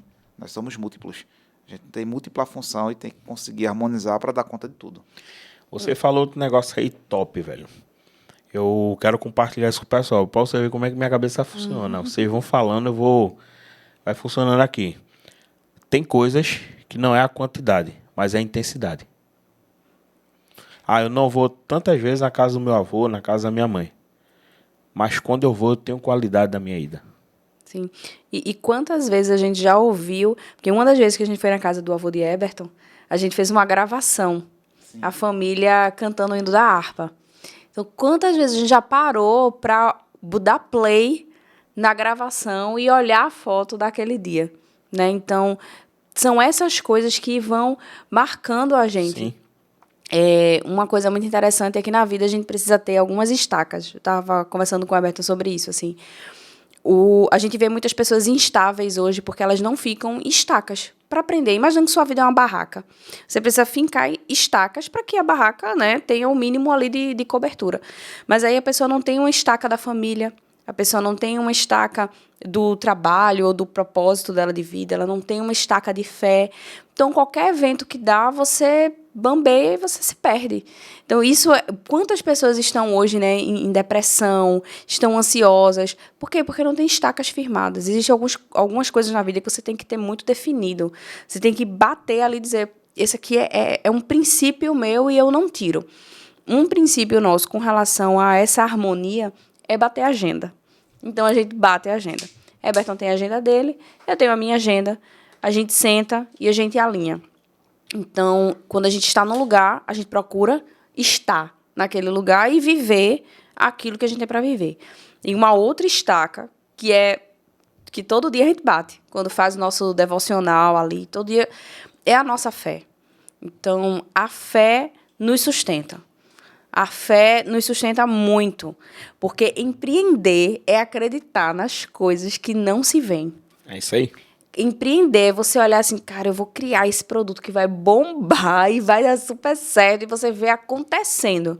É crer nas coisas que ainda não são concretas. Então, acho que para o empreendedor também não ficar louco, ele precisa ter fé. Sim, ter fé. Sim. E fé é algo que vai além da confiança, né? É isso aí. Confiança é quando você tem a evidência e você, baseado na evidência, toma uma ação esperando o mesmo resultado. É método indutivo. Isso aí. Agora, quando você vai para a fé, por si só, ela é evidência. É algo que não tem evidência e a fé é a evidência. A fé é o motivo da sua confiança. Perfeito. Por isso que em Hebreus 11 vai dizer que a fé... O firme fundamento. O firme fundamento do quê? Das coisas que não se veem. É estaca batida. Ela é a própria evidência. E ela é o firme fundamento das coisas que não se veem e a prova... Das coisas que se esperam. Das coisas que se esperam. Eu estudei matemática. Em matemática, a gente determinava uma situação. Por exemplo, quero dizer que um número é primo. Então, eu dizia... Para dizer que esse número é primo, eu vou começar aceitando que ele é primo. E vou fazer um desenvolvimento, e esse desenvolvimento que eu faço tem que voltar para o meu enunciado. Se eu conseguir voltar para o meu enunciado, eu conseguir provar. Sim. A fé por si só, ela é a prova, ela é o testemunho de que a coisa vai acontecer. Ela não precisa desse desenvolvimento, porque esse desenvolvimento aqui é baseado em confiança. O desenvolvimento se torna uma consequência. O desenvolvimento é a consequência. A fé é o desenvolvimento. Eu sempre costumo falar... Porque se ele não quisesse, ele saía. Uma coisa que a gente fala muito é a questão da cultura. Uma cultura forte, ela tanto agrega, como ela também expulsa, eu vou usar a expressão, expulsa, quem não está compatível com a cultura. Perfeito. Então, a gente aprendeu isso há um tempo atrás, numa consultoria que a gente fez uma aquisição, um treinamento / consultoria, que falava muito sobre cultura. Então, é uma coisa que a gente tenta imprimir muito, cultura. A divisão no nosso time hoje, a gente tem o que a gente chama de uma diretoria comercial. A gente tem uma diretoria de engenharia, que aí na diretoria, mesmo eu sendo engenheira, na diretoria de engenharia fica Eberton. Na diretoria comercial fica eu, e aí meu Deus, eu aprendi a vender agora, né? Que foi um desafio. Diretoria comercial. A gente tem uma outra frente, que é a diretoria administrativa, que hoje está passando por umas mudanças. Então, a gente tem 3 diretorias na visão do organograma da gente, e tem a presidência, né? Vamos dizer assim, que é o desempate. Nesse momento, Tá, eu e Eberton, né? Eu tô na diretoria comercial e acumulando administrativa agora, e Eberton na diretoria de engenharia. E a gente vai se entendendo. E a gente tem as divisões abaixo. Então, nós temos, apesar de ser uma empresa pequena, né? Eu entendo a Sonai ainda como uma empresa pequena, nós temos por volta de 20 pessoas no time, mas a gente procura pegar essas questões de gestão, de ter um organograma, de ter um personograma, de ter os requisitos chaves de cada função. Perfeito, tá correto. Para poder monitorar as pessoas e poder cobrar as pessoas por aquilo que eu acordei com elas. Nesse documento do requisito-chave da função, o interessante é que a gente lista a missão do cargo, os indicadores e as tarefas, e o colaborador assina se comprometendo que ele vai executar aquele documento. Mas o diretor da área também assina o documento dizendo que vai se comprometer, entregar as ferramentas para que aquela pessoa execute as ações que ela precisa executar. E a gente procura ter uma liderança, eu digo até assim, pronto, vou até trazer um item do meu feedback. Teve uma colaboradora, mais de uma, que diz assim, Gili, você é muito amiga da gente, você devia ser mais firme, mais, a palavra não foi essa, mas mais dura. Porque em alguns momentos a gente precisa que você seja mais dura. E aí eu estava refletindo isso em casa. Eu disse, caramba, o pessoal está pedindo para eu ser mais dura. Né? Então... Que nem é o teu perfil, tanta condescendência, né? Eu não sou tão condescendente. Mas veio chamar a atenção, então eu tô analisando o feedback que eu tive para ver como é isso. Eu sei que até onde pode ser dura e como ser dura. Como ser dura. Mas uma coisa que faz muito sucesso, assim, eu acho que na liderança da gente é poder dizer a verdade. Perfeito. Porque é sentar e dizer, tu tá vacilando aqui, como é que eu posso fazer para te ajudar, para tu sair disso e tal. Isso aí. E também tá disposto a ouvir. Eu sei que a maioria dos líderes não estão dispostos a ouvir. A gente já foi liderado, já tive diversas lideranças, né? Com cada líder a gente aprende o que fazer e aprende o que não fazer. Então, o modelo de liderança da gente é esse. A gente tem um organograma, tem um personograma, mas tem muito olho no olho e tem muita conversa. E na maioria são conversas informais. É na Copa, a gente almoça com o pessoal, né? Semana passada estava chovendo muito. Eu chamei uma das colaboradoras e disse, vamos fazer um chocolate quente aqui, vamos distribuir para o pessoal. Então a gente procura ser leve. E ser exemplo. E o mais difícil é ser exemplo. Eu acho que o mais difícil é ser exemplo. Eu acho que, da minha parte, o reconhecimento vem mais pela liderança técnica, né? A gente, certa vez, fez uma rodada para entender qual era o valor de cada pessoa. Não sei se era bem isso, Gili, que a gente colocou nas canecas. Isso. A gente determinou os valores da empresa e elegeu os guardiões dos valores. Isso. Então, como é que a gente nomeou o guardião? A gente entregou uma caneca com o nome do valor que ele seria guardião. Então, e o meu foi solução. Então, remete a essa visão que os meus liderados têm de mim de ser a referência técnica, nesse sentido. Então, eu levo muito por essa forma de trabalhar, né? Uma liderança técnica, mais professoral. E aí, quem faz mais essa liderança mais impositiva, mais forte, é Gília, apesar de que, nesse momento, ela está se vendo um pouco mais condescendente, que é um perfil mais meu, não dela. Eu acho que também são as fases, né, da vida e como você se comporta. Eu me lembro, tem um episódio que eu me lembro e aconteceu no concurso. Eu era, assim, eu sou sanguínea e assim, eu tava num momento da minha vida que eu tava demais. Você era jovem. Eu era imatura. Eu tinha uma função de cobrar alguns indicadores. Como eu ficava na parte de gestão da qualidade, né, então eu tinha a função de cobrar alguns indicadores. E uns coordenadores não me entregaram. Então, quando eu apresentei o meu relatório ao chefe do setor, eu apresentei faltando os indicadores de outras pessoas. Ele disse, e por que isso aqui? Ele disse, não me entregou no prazo. O prazo era dia 5. Ele não me entregou no dia 5, meu relatório está aqui no dia 6. Aí o chefe fez uma cobrança, né, a esse coordenador, e o coordenador fez, essa menina, ela é muito afoita. Porque também tem um detalhe, no setor que eu trabalhava tinha cerca de 70 homens. Uma mulher que era secretária e eu que estava chegando. Então, eles não estavam muito acostumados também a trabalhar com mulher e uma mulher de 20 anos, né? Sim. Então, essa menina é muito afoita. Ela acha que pode mandar na gente, não sei o quê, não. E ele fez uma queixa de mim para o meu chefe. O meu chefe, sem filtro nenhum, me chamou e relatou completamente a queixa que ele tinha feito e nomeou quem tinha feito a queixa. E eu estava realmente tão afoita que eu fui lá na sala dele e disse, se você tem alguma coisa para tratar comigo, eu acho melhor você dizer agora. E aí, você quer dizer o quê? Então, veja que é um outro extremo, né? Então, essa Gili ali de 20 anos, que foi lá para um cara que tinha 50 anos e disse a ele, mande a real para mim, porque você vai falar com o chefe, você podia resolver comigo. E aí eu acho que o cara até ficou amedrontado. Ele disse, não, você, né, porque você tem um posicionamento muito firme. Em vez de me criticar, ele acabou me elogiando e disse que esperava que as minhas atitudes fossem as atitudes dos filhos dele. Enfim, ele desconversou. Não sei se ele ficou com medo de eu brigar com ele mais ainda. Mas aí você vê, também é um momento que você vive, né? Então, lá atrás, eu estava nesse nível, assim, de altivez, de confronto. Hoje, talvez, mais baixo, eu preciso encontrar ali uma harmonia, né, nesse tratar, e a vida é isso, é mudando o tempo todo. Você falando aí me fez refletir bastante também nessa trajetória profissional que eu venho construindo. E hoje, acima de tudo, agradeço muito a Deus, porque eu vivo fortes emoções, né? E lá atrás, o Emerson, né, que de 15 anos atrás, hoje eu estou com 35 anos de idade, o Emerson dos 20 anos, por exemplo, era um Emerson num perfil talvez até mais acentuado do que o seu. Porque, por exemplo, eu enfrentava e esperava a segunda fase já. O fight. E assim, totalmente fora do padrão profissional, totalmente fora do padrão ético, tanto moral quanto social. E a vida, ela foi me ajudando a desenvolver isso. E um ponto importante que eu queria compartilhar aqui com todos vocês é que você falou uma coisa interessante. Você não escolhe ser líder, você é escolhido para ser líder. E vem um ponto, e aí talvez sirva de insight para você que está nos assistindo, e eu tenho procurado trabalhar muito isso dentro da sala de aula com meus alunos, que é o quê? É perceber habilidades e competências e tentar aflorar isso neles. E quando eu enxergo hoje o que eu tenho conseguido construir nessa questão da liderança, eu vejo que isso está no meu sangue desde criança. Desde pequeno não, porque pequeno eu sou até hoje.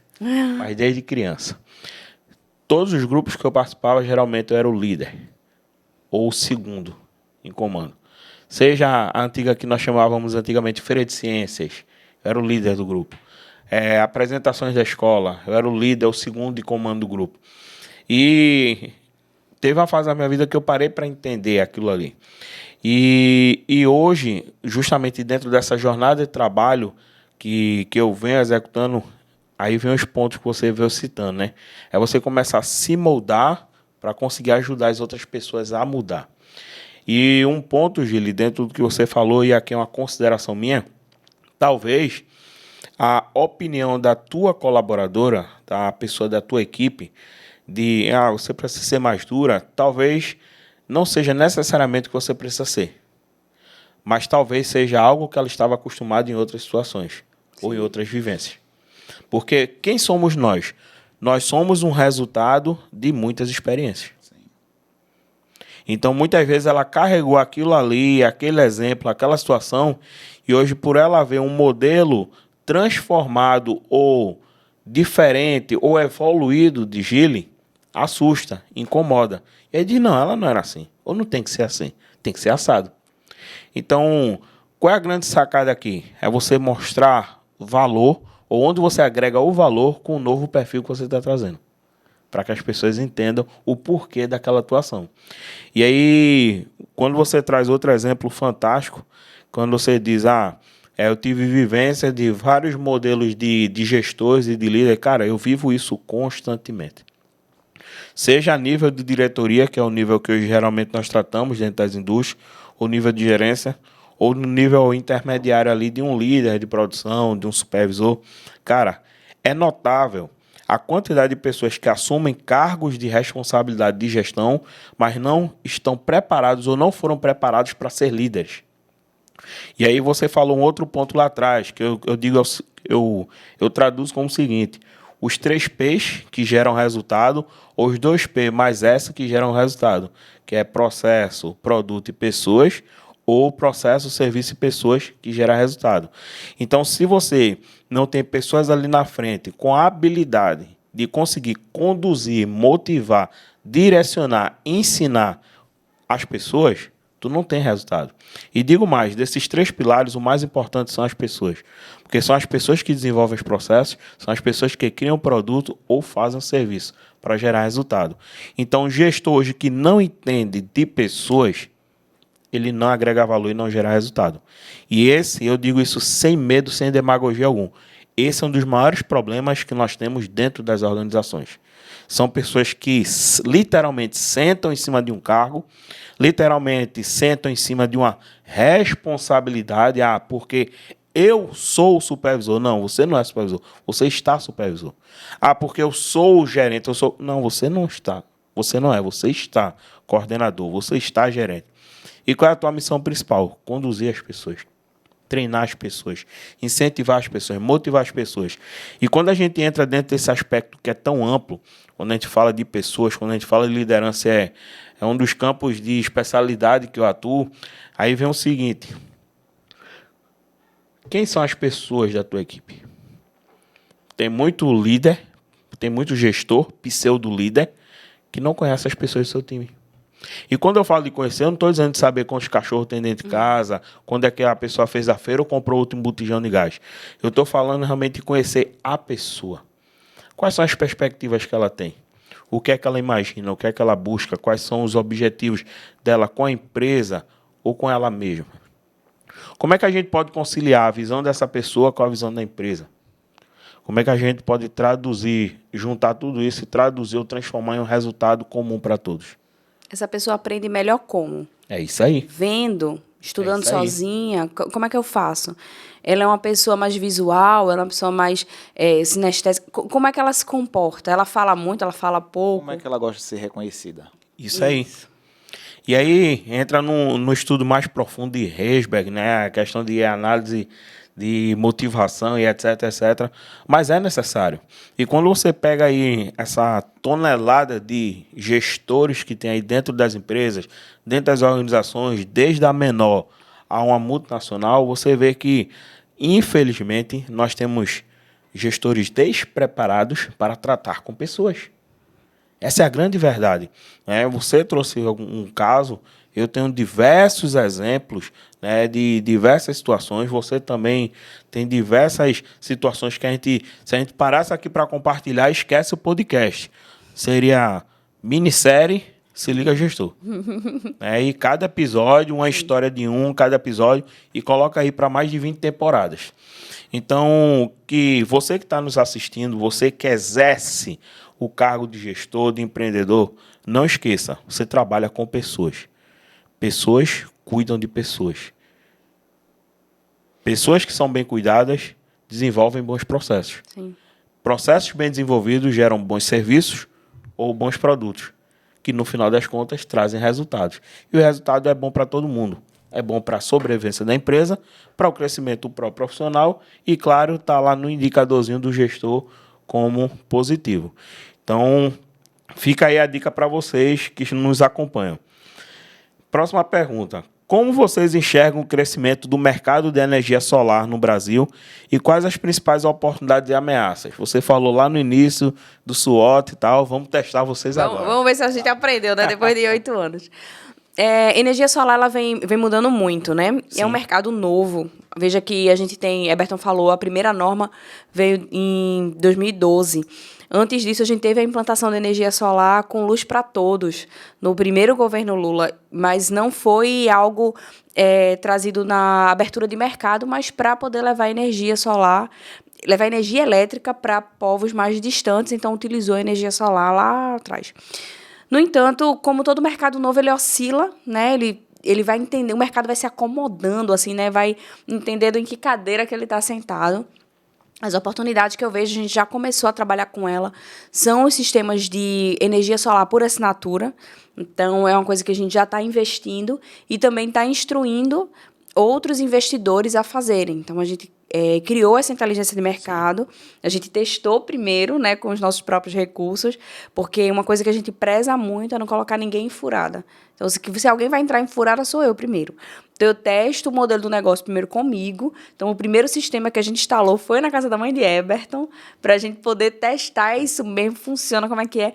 Então, a gente faz isso, e essa é uma novidade que vem, e ela ela é bem democrática, vamos dizer assim. Tem aquela pessoa que quer investir para rentabilizar, então é uma ótima oportunidade. Existe aquele que não tem dinheiro para investir, mas quer economizar, então ele pode fazer essa energia solar por assinatura, né? Ele pode se tornar um assinante. Existe um investidor que vai estar disponibilizando os créditos, existe o assinante. Então, é algo que veio para dar muito bem, muito, muito bom. A gente tem já case de sucesso. A gente também está esticando os braços, né? A gente já ensaiou algumas turmas de instalador solar fotovoltaico. Então, essa é uma visão nossa também. Tem um braço educacional, que é a Sonar Educa, que também já tem Instagram, já tem conteúdo por lá. E a gente, não de uma forma tão sequenciada, mas a gente abre turmas para instalador. Esse ano a gente vem também com a turma de projetista. E é um projeto que Eberton vai aparecer muito mais nas redes. Olha aí, ó, nota 10. Agora. Eberton vem para justamente ser mentor e instrutor dessas pessoas que querem começar a projetar. Quero abrir um pequeno escritório ali na minha casa com meu computador. O escritório que eu falo é você e seu computador para começar a vender projetos de energia solar. Então, Eberton vai estar com esse treinamento na área do curso técnico, né, de profissionalizante. Então, o que é que a gente vê de oportunidade? Uma mão de obra cada vez mais específica, porque lá atrás, a gente, no começo, ainda vê, mas via muito mais, que a gente chama da prostituição do mercado. Todo mercado tem um momento... Infelizmente. Né? Infelizmente, algumas pessoas que entram para surfar a onda. E uma coisa que a gente entendeu desde o começo, talvez foi durante esse 1 ano e meio, que fixou na nossa cabeça, os produtos de energia solar, as placas, a garantia lá atrás era de 25 anos, né, de eficiência, que aquele equipamento vai funcionar. Hoje, a garantia é de 30 anos. Então, para um equipamento que tem uma vida útil tão longa, você não pode encontrar uma empresa que tem uma vida útil curta. É verdade. Então, contratar a energia solar hoje é você pensar com quem que eu vou estar me afiliando, que uma empresa que seja perene, para acompanhar a vida útil do meu equipamento. Uma empresa que vai estar me apoiando. Então, quando a gente idealizou a Sonar, a gente não idealizou uma empresa que ia entrar e ia surfar a onda de fazer dinheiro lá, quando bombou a energia solar, e depois ia fechar as portas. Não. A gente criou uma empresa e a gente trabalha nela todo dia, para que ela seja uma empresa perene. Então, oportunidades tem. Tem energia solar por assinatura, tem você investindo no seu próprio sistema. Um outro mercado que se abre, Eberton pode falar mais sobre isso, são as baterias, que antes estava caríssimo, mas o preço já começou a cair. Então, você ser autossuficiente em energia. Faltou energia lá fora, você não sabe, você continua com a sua energia dentro de casa. Né? A questão também dos automóveis elétricos e você poder usar o seu automóvel como sua própria bateria para alimentar a sua casa, essa conexão. Um outro mercado... Eu acho que eu tô falando tudo, né? Mas eu vou dar uma contribuição. Beleza. Um outro mercado que a gente está de olho também é para investidores, porque eu olho muito mais a parte comercial, né, Eberton, a parte técnica. Então, a gente fica procurando modelos de negócios novos. Claro. Então, tem esse da energia solar por assinatura, onde eu invisto e rentabilizo uma rentabilidade de aproximadamente 2% ao mês. Então, bem fora do que você está acostumado a ver no mercado financeiro. Um investimento seguro, um investimento físico, né? Você passa a ter o produto na sua mão, diferente do mercado de ações. Mas aí também a gente tem agora o carregamento desses veículos que estão nas ruas. Então, o cara tá longe de casa, ele não tem como carregar o carro. Como serão esses eletropostos? Então, é algo que a gente também está estudando, são os eletropostos, que aí ele é muito democrático também, porque eu não preciso ter realmente um posto, como se fosse um posto de gasolina. Não preciso ter uma bandeira que eu vendo, qual o tipo de gasolina que eu vendo, não. Você gera sua energia numa usina mais distante e você utiliza essa energia no eletroposto. Então, se antes a gente estava falando de uma rentabilidade de 2% ao mês, o que é que a gente faz? É a conta que a Eberton fez no começo. Você produz sua energia a 15 centavos no interior do estado e o cara que vai abastecer com a sua energia no ponto urbano, ele vai estar pagando a você aí cerca de R$3 no quilowatt. Pagar até R$5 no quilowatt-hora da carga. Então, se eu tenho... Um carro elétrico pode demorar aí entre 4 horas Sim. a 1 hora, dependendo do carregador. E tem carregadores hoje de 30 minutos, 15 minutos. Poxa. Então, para você economizar tempo, você paga mais caro. Sim. Então, a lógica é essa. Então, dá para rentabilizar ainda mais. Então, esse é o modelo que a gente está dedicando mais tempo, né? Está estudando. Vai começar a fazer a operação com o nosso primeiro, né? Porque a gente vai testar antes de estar vendendo. Mas assim, energia é muito maravilhoso. Eu não sei porque, não é porque eu sou engenheira eletricista, não, mas é porque, veja, você é uma coisa que é invisível, né, mas que transforma o seu dia. Porque a gente está aqui agora com essa iluminação, com a captação desse som. Por quê? Porque tem energia, né? A gente consegue trabalhar à noite porque tem energia elétrica. É verdade. Tem um livro chamado O Universo da Elétrica. É um livrozinho amarelinho que tem lá em casa. Conta a história da eletricidade. O último capítulo é ele simulando como se a eletricidade não existisse. De repente, a eletricidade deixou de existir. Então, se a eletricidade deixa de existir, o mundo viraria um caos para a forma como a gente vive hoje. Sim, com certeza. Basta ver o que aconteceu recentemente na Europa. Né? Pessoas que tiveram que caminhar 10, 12, 15 quilômetros porque o trem parou no meio da estrada férrea. Vidas se perderiam, né? Sim. Exato, vidas se perderiam. Tem vidas que não dependem poucas. do suporte de eletricidade. Não poucas. Para manutenção dela, né? Correto. E até por falar nisso, eu lembrei de um outro produto que hoje não é nossa principal frente, mas é o objeto de estudo de Eberton, que é o uso de grandes baterias para estabilizar a rede elétrica. Então, a ideia que essa mesma bateria também pode ser usada no lugar de geradores a diesel. Então, onde tem nos hospitais, tem muito grupo de gerador, né? Então, ao invés de você ter o gerador a diesel, você pode ter ali um container com as baterias estacionárias. Precisou, essa bateria entra. Então, é algo que Eberton está estudando, não é algo que a gente hoje atua em venda, por enquanto, né? Mas é algo que está no mestrado dele. Isso. O que eu ia acrescentar é o seguinte. Como eu disse no início, um dos grandes indicadores de crescimento econômico do país é o consumo de energia elétrica. Por quê? Para todo o processo produtivo você precisa de energia elétrica. Sim. Isso aí acho que está claro para todo mundo. Mostra também o crescimento econômico familiar, porque todo mundo que vai crescendo economicamente quer mais conforto. Então, ar-condicionado, chuveiro elétrico, o forno elétrico, o cooktop, o celular, o robô dentro de casa. Então, você começa a investir em equipamentos de conforto que usam energia elétrica. Então, é progressivo o aumento do consumo de energia elétrica no país. Nosso país ele vai aumentar o consumo e a gente não tem mais como construir hidrelétrica. Então, a gente tem construído usinas eólicas, usinas solares, termoelétricas, que são altamente poluentes. A gente tem um certo receio em relação a usinas nucleares, então, no Brasil, a gente não evolui com isso. Então, restou solar, eólica, que são as fontes alternativas e são fontes renováveis, né? E que são de fácil implementação. Como o consumo vai aumentar, o mercado de energia solar ele não vai deixar de existir. O que a gente está passando nesse momento agora é um momento de acomodação, porque a gente teve no início do processo, lá em 2012, uma energia extremamente incentivada, né? Geração distribuída. Agora a gente tem uma energia que é competitiva em relação às outras. Então o governo está deixando de incentivar.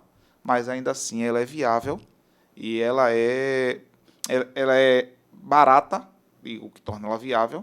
Ela é não poluente, então torna ela interessante também por essa questão toda ambiental. E ela consegue suprir as nossas necessidades. Hoje a gente está fazendo um estudo que foi o que o Gili falou, que é o objeto do meu mestrado, que é trabalhar com a estabilidade de rede, visto que antigamente a gente tinha os nossos sistemas elétricos dependendo de máquinas rotativas. E máquinas rotativas elas possuem ali no seu funcionamento também um negócio chamado inércia, que é a inércia rotativa.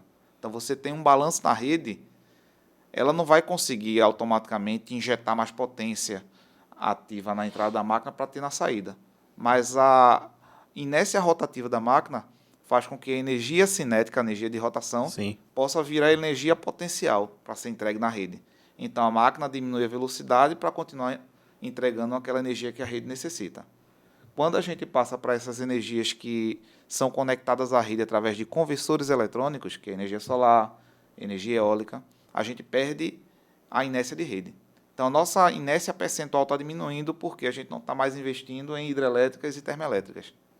Então, a gente tem que criar alternativas para gerar inércia na rede, e é o que eu estou estudando no mestrado nesse momento. É uma alternativa de criar uma inércia que não é uma inércia real, rotativa, é uma inércia sintética, para a gente conseguir manter a segurança elétrica. A gente precisa de energia solar nos proporciona segurança energética, né? A gente consegue gerar energia, Mas hoje a gente está estudando a segurança elétrica, a manutenção da estabilidade de rede, e aí não para de crescer. Energia solar, acho que daqui para 2100 a gente vai ter muita coisa ainda para trabalhar. A Sonar tem muito tempo de vida. E aí deu para entender por que eu fiz engenharia. Eu fiz engenharia para poder conversar com o Eberton. No final das contas, foi isso. Então, vocês deviam ter me avisado para 5 anos atrás eu ter me preparado, né, que é o tempo mínimo ali, né, de se formar em engenharia. Para poder estar... Porque você entrou num campo aí que eu fiquei viajando na maionese aqui. Eu vou ser bem sincero, tá? Mas chegamos, né, no tempo aqui de encerramento. Eu queria só fechar com um outro aprendizado que vocês trouxeram para mim. Eu defendo muito essa ideia. E fica como lição para você que é empreendedor, tá? Presta atenção nisso aqui. Eles passaram 1 ano e meio estudando, se preparando, conhecendo, montaram um negócio. Passaram a fase inicial dos 5 anos, que é o tempo de risco, estabilizaram a empresa. Quando a gente fala estabilizar a empresa, estamos falando de uma equipe com a base sólida, fluxo de caixa. Aí, passou os 5 anos, aí começa a outra fase. Pensar em crescimento. Depois que você fundamenta a sua empresa, tem 2 caminhos. Você pensa em crescimento e depois expansão. Crescimento pode ser ou na atuação de serviços, ou no próprio crescimento físico. Expansão, estender a empresa para outros lugares, para atender outras demandas. Mas a grande sacada aqui, que eu quero compartilhar com vocês é o seguinte, que eu aprendo com eles e defendo muito uma ideia que eu tenho. Qual é o erro que muitas vezes nós cometemos na nossa vida pessoal e principalmente profissional como empreendedor? Você não tem a casa arrumada, não tem a base bem feita e quer expandir. É um dos erros mais graves e mais perigosos que o empreendedor ele pode cometer. Eu conheço casos, como eu comentei aqui, né, situações conversando com microempreendedores do Sebrae. Você vê situações em que, às vezes, a empresa ela tem até já um certo tempo, mas eles ainda estão todos desorganizados. Você vê que eles falham na gestão, você vê que eles falham no acompanhamento financeiro da empresa, no acompanhamento contábil. A empresa não tem um fluxo de caixa, não tem ali uma estrutura básica para se manter. E eles falam em novos produtos, novos serviços, falam em filiais e falam até em ideias de criar outros negócios. Eu lembro quando, há um tempo atrás, eu estava conversando com, inclusive, um colega, um microempreendedor. Ele, Emerson, eu tenho uma ideia de abrir um negócio aqui e tal, não sei o que. Tá, peraí, pô. Peraí, como é que tá a tua empresa aqui? Eita, não tá muito bom, não. Tu vai dobrar tua dor de cabeça. Tu vai dobrar tua dor de cabeça. Primeiro arruma aqui ou fecha. Se você vê que não dá para arrumar, fecha e abre outra aqui. Aí tu começa do zero, um novo negócio com as lições aprendidas. Mas se você não arrumar essa casa aqui antes e quiser abrir outra, sabe o que é que tu vai arrumar? Tu, além de tu dobrar tua dor de cabeça, tu vai começar a querer tapar o buraco daqui, tirando dinheiro daqui. Isso é erro grave que acontece. Então, fica como dica, fica como lição para vocês que estão nos acompanhando. Né? Estou aqui com um casal que tem... O tempo chegou, mas eles teriam e têm muitas outras coisas para ensinar para a gente. E vocês me ensinaram muita coisa aqui hoje, vocês me fizeram refletir sobre algumas ideias e confirmar algumas delas. Então, agradeço muito a vocês pela disponibilidade, pela baita aula que vocês deram aqui. A visão, vocês deram aula de engenharia elétrica, né? Vocês deram aula de energia solar, deram aula de liderança, de empreendedorismo, e a base disso tudo foi a aula de gestão familiar, né, de casamento. Então, muita gratidão a vocês, agradeço a Deus pela vida de vocês, vocês sabem disso, vocês são especiais para mim, como eu falei no início, são pessoas que não entraram ontem na minha vida, a gente tem uma história, né? Os pais de Gile, meu Deus do céu. Né? Inclusive, mando um abraço para eles, foram meus professores. Aprendi tanto sobre casamento, né? Pois é, foram meus professores da Escola Bíblica Dominical durante uma boa fase da minha vida. E até, inclusive, o seu pai foi meu professor de escola, né, de educação física, o pai dela. E, assim, são pessoas espetaculares, né? E vocês são pessoas espetaculares, vocês são bênção como empreendedores, como cidadãos, como cristãos. Né? Tenho o prazer hoje de estar fazendo parte da mesma igreja que vocês, de estar aprendendo com vocês, amém, de sermos discipulados e orientados pelo mesmo pastor, pelos mesmos pastores. Isso para mim é uma bênção, isso mostra que eu estou no caminho certo, mostra que realmente eu estou me esforçando em chegar no objetivo final. Né? Então, obrigado pela disponibilidade, pela paciência, por tudo, por estarem aqui. Passo para a Gili, depois Herbert, para vocês fazerem os agradecimentos. Eu quero agradecer muito estar aqui. É um prazer assim, a gente poder falar. A gente que vem de um berço educacional, né? Então, essa questão professoral, a gente gosta muito de poder falar, de ensinar, de contribuir. E eu quero te agradecer, Emerson, por confiar, né? De chamar a gente para essa conversa, para esse bate-papo. Eu queria até aproveitar também e agradecer a Everton, né, pela parceria na sociedade, mas principalmente no casamento. Às vezes as pessoas olham de fora e veem, nossa, Gili faz e acontece, mas o que a maioria das pessoas não vê é a hora que eu vou na sala de Herbert e dizer, vem cá, me dá um abraço, porque eu estou aperreada. Então, isso só as câmeras internas é que filmam, mas eu só consigo fazer o que eu faço em termos de liderança e gestão, já que eu estou à frente hoje da empresa, porque eu tenho uma segurança de Everton junto comigo, né? Do meu esposo, que me traz essa segurança, não só técnica na parte de engenharia, que vocês viram que ele é bom, como também no meu equilíbrio emocional, porque ele é o cabeça da nossa casa e isso me tranquiliza muito. Então, eu estou liderando na empresa, mas o cabeça sobre mim é o meu marido em todo tempo. É isso. Emerson, obrigado pelo convite. Como é bom sentar e conversar. Eu costumo dizer que eu não sou de tantas palavras, eu gosto mais de ouvir, de apreciar, mas quando a gente se sente à vontade no ambiente, a gente conversa, desenvolve. E obrigado, de verdade mesmo. Um prazer estar aqui com você. Gili, as palavras que você disse para mim aqui me emocionaram, mas eu acho que era eu que tinha que dizer isso para você. Como é bom poder ter você junto comigo, porque isso me dá força, me fortalece para seguir. Eu consigo ter a certeza de que vai dar certo. Sei que a gente junto é muito forte. Então é isso. É isso aí. Que Deus continue abençoando vocês, a empresa, o casamento, a família, a vida.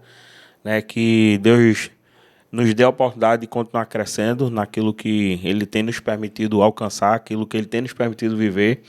E também quero agradecer especialmente a você que sempre está nos acompanhando, a você que dedica seu tempo para estar assistindo os nossos episódios, você que curte, você que comenta, você que manda perguntas, principalmente você que é empreendedor, você que é gestor e tiver o interesse de participar aqui conosco, manda uma mensagem, manda um direct lá no nosso Instagram, Se Liga Gestor, manda uma mensagem lá no nosso canal do YouTube, Se Liga GestorCast, para que a gente possa estar olhando a nossa agenda e trazer você para vir compartilhar também suas ideias, suas experiências, seu conhecimento.